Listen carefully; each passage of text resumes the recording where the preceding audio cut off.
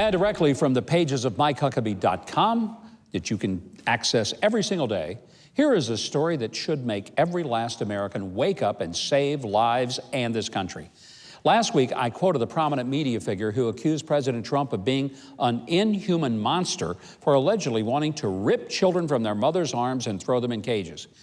Yet this past week, the humane Democratic Party came under fire from every American with a functioning heart for its shocking embrace of outright infanticide, legal decisions to rip children from their mother's wombs and throw them in the trash.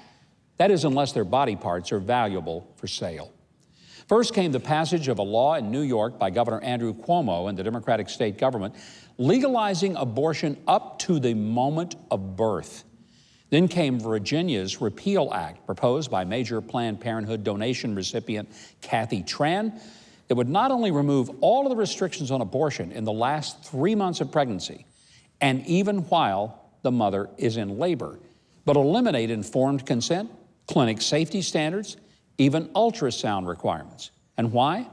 Because studies show that up to 80% of women change their minds about getting an abortion if they see their baby and hear its heartbeat.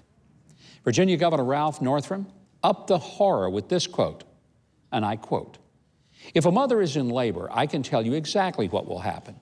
The infant would be delivered. The infant would be kept comfortable. The infant would be resuscitated if that's what the mother and family desired, and then a discussion would ensue between the physicians and mother," end quote. Now, to be clear, he's saying that a full-term baby in medical distress after it's been delivered, and is alive outside its mother's body should be allowed to just lie there while the mother and doctor debate whether to let it live or just be left to die.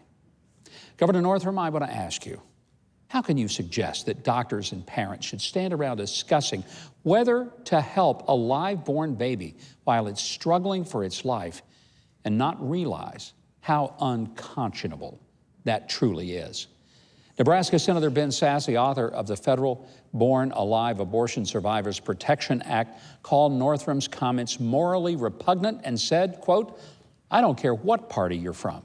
If you can't say that it's wrong to leave babies to die after birth, then get out of public office," end quote.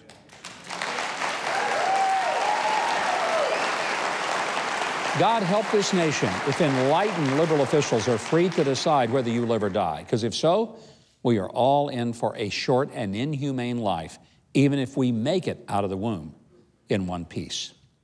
All right, we're going to take a look at what's on your mind this week. We get comments from our viewers. This comes to us from James in Montana. He says, Starbucks' Howard Schultz has said that he wants to be elected president. He's an amnesty for illegals and potential open borders for migrants guy. So how would his candidacy affect the Democrats' race against President Trump's bid for re-election? Well, I would say this, it probably really helps it, because there are some Democrats who are not full loon crazy, as some of the candidates are, and he might be attractive to some what I would call traditional Democrats, many of whom are really good, decent, God-fearing American people, and think the party has gone too far.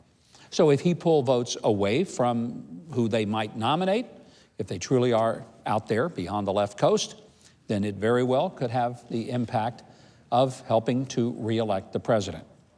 Now, finally tonight, we have this from Tom. He comes to us from Iowa.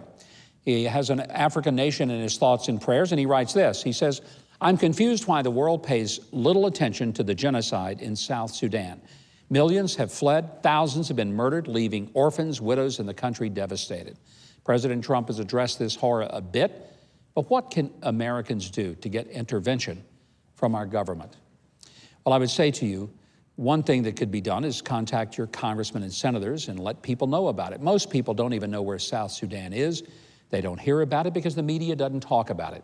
They're too busy talking about things like Russia collusion and how Roger Stone got arrested.